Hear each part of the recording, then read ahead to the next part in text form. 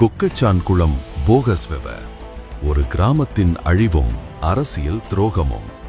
அன்பார்ந்த சகோதரர்களே, சகோதரிகளே, இன்று நான் பேச வருவது ஒரு சாதாரண கிராமத்தை பற்றி அல்ல. இது ஒரு தமிழ் கிராமம் எப்படி வரைபடத்திலிருந்து அழிக்கப்பட்டது, அதை யார் யார் சேர்ந்து செய்து முடித்தார்கள் என்பதை பற்றிய ஒரு சமகால அரசியல் வரலாறு.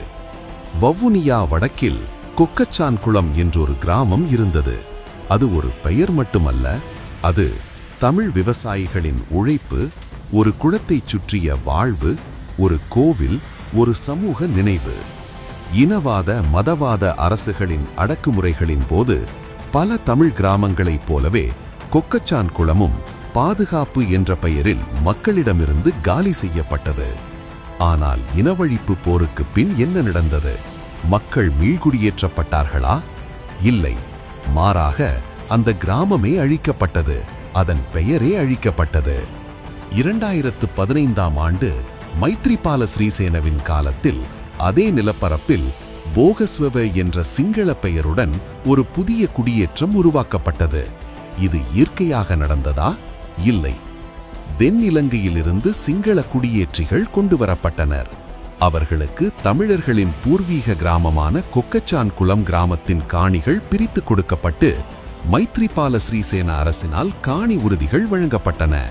நிரந்தர குடியிருப்பு அங்கீகாரம் கொடுக்கப்பட்டது. அந்த நேரத்தில் கொக்கச்சான்குளத்தின் தமிழ் மக்கள் தங்கள் சொந்த நிலத்தில் மீண்டும் கால் வைக்க கூட அனுமதிக்கப்படவில்லை. இதுதான் நண்பர்களே ஒரு கிராம அபகரிப்பு, ஒரு மக்கள் தொகை மாற்றப்பட்டு இனப்பரம்பல் மாற்றப்படும் சூக்ஷ்மம். ஆனால் இங்கேதான் இந்த வரலாறு தமிழ் மக்களை இன்னும் ஆழமாக காயப்படுத்துகிறது.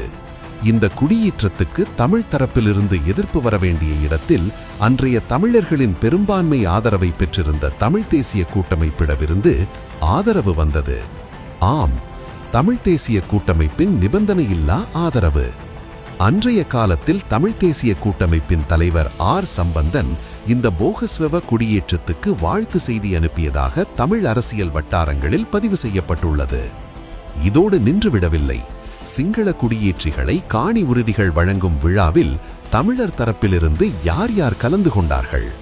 தமிழ் தேசிய கூட்டமைப்பின் பேச்சாளர் எம்.ஏ. சுமந்திரன், டெலோ கட்சியின் தலைவர் செல்வம் அடைக்கலநாதன், ஐக்கிய தேசிய கட்சியின் விஜயகலா மகேஸ்வரன் ஆகியோர்கள் சிங்கள குடியேற்றிகளுக்கு காணி உறுதிகள் வழங்கும் மேடையில் நின்றனர். அந்த மேடை எந்தவிதமான மேடை? ஒரு தமிழ் கிராமம் சிங்கள குடியேற்றமாக மாற்றப்படும் மேடை. அந்த நிகழ்வு என்ன? தமிழ் மக்களின் பூர்வீக நிலத்தை தாரை வார்த்து கொடுக்கும் நிகழ்வு. இதை கடுமையாக எதிர்த்து போராடியிருக்க வேண்டிய தமிழ் தேசிய கூட்டமைப்பு அதற்கு முழுமையான ஆதரவை வழங்கியது.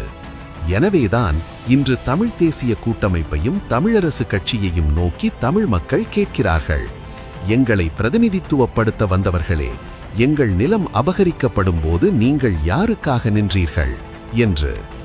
நண்பர்களே, கொக்கச்சான்குளம் போகஸ்வெவ என்பது ஒரு தனிப்பட்ட சம்பவம் அல்ல. இது கல்லோயா வெளியோயா என்ற நீண்ட சிங்கள குடியேற்ற வரிசையில் ஒரு புதிய அத்தியாயம். ஆனால் இதில் ஒரு வித்தியாசம் உண்டு. இங்கு தமிழ் அரசியல் தலைமையாக இருந்த தமிழ் தேசிய கூட்டமைப்பு அந்த குடியேற்றத்துக்கு நிபந்தனையில்லா முழுமையான சட்டபூர்வ அங்கீகாரம் வழங்கியதுதான் தமிழ் மக்களுக்கு இழைக்கப்பட்ட மாபெரும் துரோகங்களில் ஒன்று. இதைத்தான் நாம் மறக்கக்கூடாது. இதைத்தான் வரலாறாக பதிவு செய்ய வேண்டும். ஏனெனில் ஒரு கிராமம் அழிக்கப்படும் போது அமைதி காத்தால் நாளை ஒரு இனமே அழிக்கப்படும். நன்றி.